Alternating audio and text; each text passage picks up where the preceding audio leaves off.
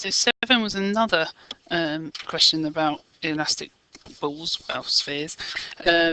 This time they're moving towards each other, but as you can see, they're actually going to hit at a slight angle, not to the direction in which they're moving. So we're given lots of information, and they're moving towards her, they collide, and we want to show that the magnitude of the impulse received by A is this. Okay, so first thing that might be useful to work out is some triangles for when they hit, so we can work out the components of the speed parallel or perpendicular to the centre of mass. Right, so we've got our two spheres, they've got the centres. Now, the spheres both have radius 2a, but they are 3a apart. So if they went like that, it would be 4a. So there's got to be an a missing in terms of when they hit. So there's an overlap. Okay. So there's an overlap. Now they are moving towards each other on parallel paths, and as you can see from the centres, it's parallel. So this A is going to be split equally. So that means if this whole distance here is 1 radius, which is 2a, this must be 1.5a, and this bit here must be 0.5a. And then also, I can fill in there. Now that is a radius, so that's 2a. So I've got this triangle from the centre going to the point of impact here, where this side is 2a and this side is 1.5a. And you want to define an angle, so I picked this angle and called that theta, and then I can see from my triangle that sine theta is 1.5 over 2, which is 3/4, and then either by working out the other side or by using a trig identity, you can get that cos theta is √7 over 4. Now, that's going to help us, because what I want to do is I want to look at what's happening along the line of the centre of masses, and so I've got their speeds going like this way, so like that. So when they impact, that's acting along that line there, but I'm going to want to resolve that so that we're acting along the lines of centres. So the red arrow there actually will be going that way. I want to resolve it so it's acting in that direction. Okay, what two things we always use with these? Well, we've got our coefficient of restitution, which is a third. So a third must be the speed of separation, which we'll come to in a minute, and the speed of approach. So A is moving with a speed of u.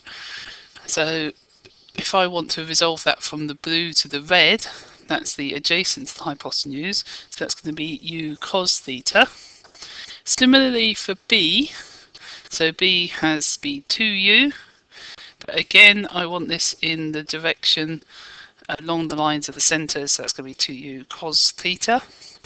Now I want to have a look at after, so you need to define what's going to happen afterwards so that you can get all your signs right in your simultaneous equations. Now I'm going to assume they're going to bounce apart.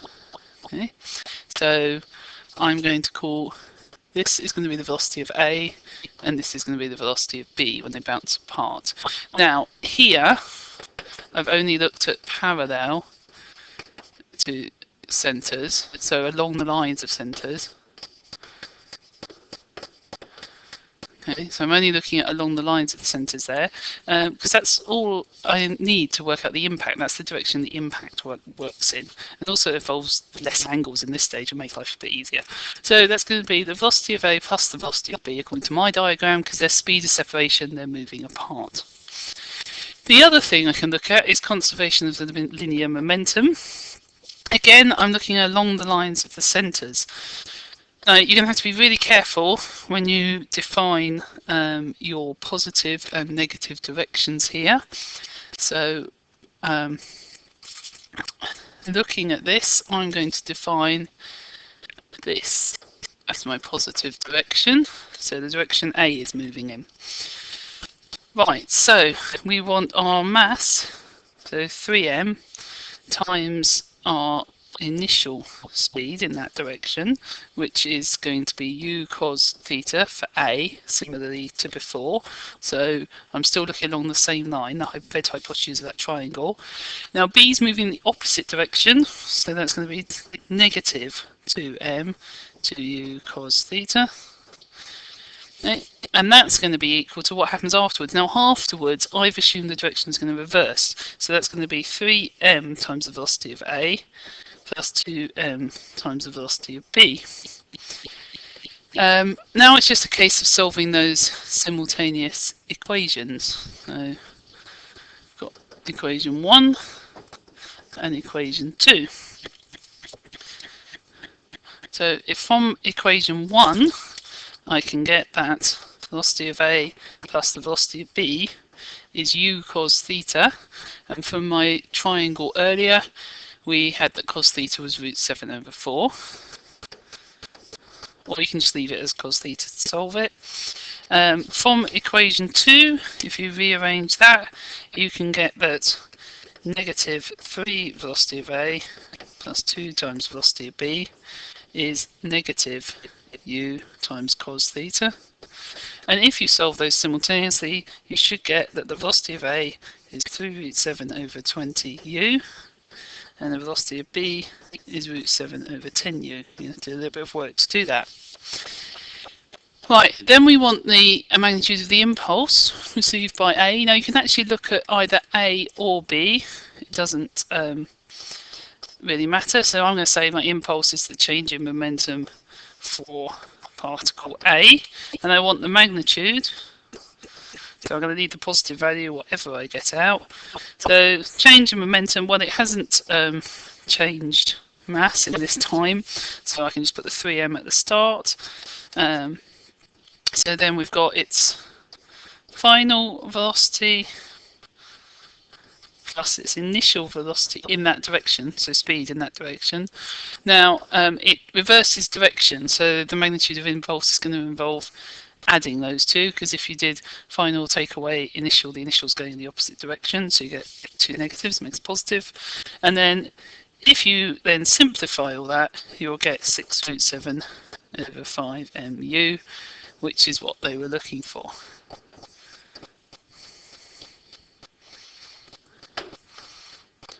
The next bit, part B, is the speed of A immediately after the collision. So here's my particle A, and I said this was the velocity of A.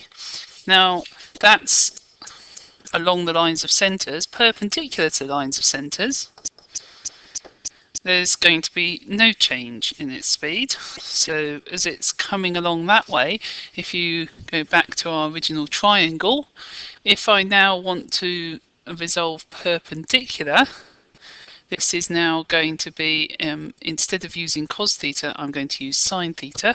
So in that direction, that must be u sine theta, which is u times 3 over 4 that we discovered earlier. And then I want the speed of A, so I've sort of run out of letters a little bit, so we'll use v of A, but also our speed is just going to be using our two directions here.